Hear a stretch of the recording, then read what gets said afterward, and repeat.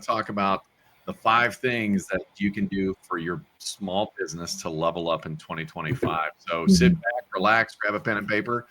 Unless you're driving, just listen, and you can go back on our podcast and replay that when you can take some notes. But we're going to talk about the 5 things that can be game changers for you and your small business in 2025. It's not just an edit. I mean, it's amazing what you can do with even something as simple as ChatGPT.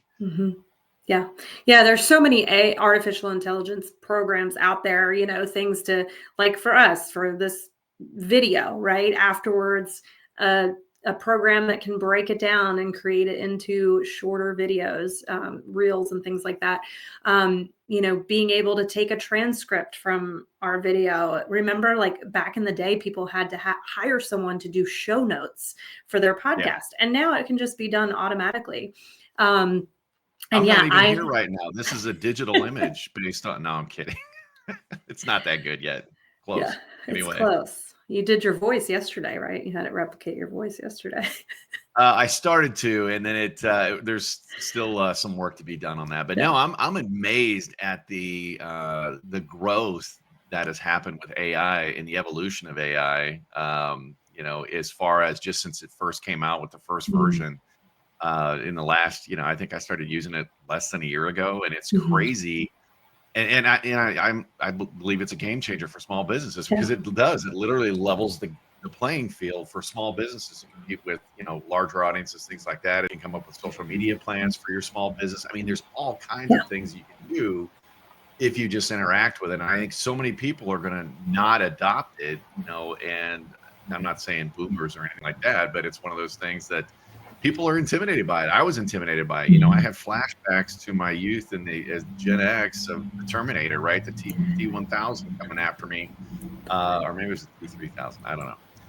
But all kidding aside, I was a little like, oh man.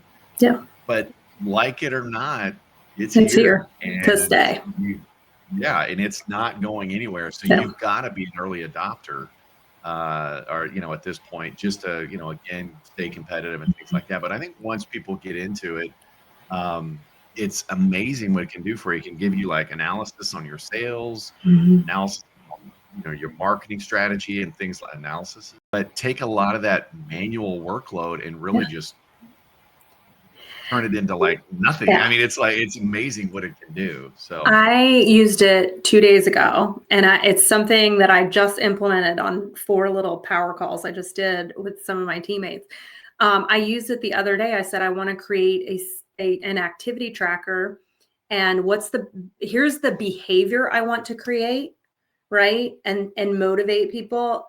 So how should I create this? Like, that's literally right. Like, and I uploaded a PDF that we had of like your income producing activities.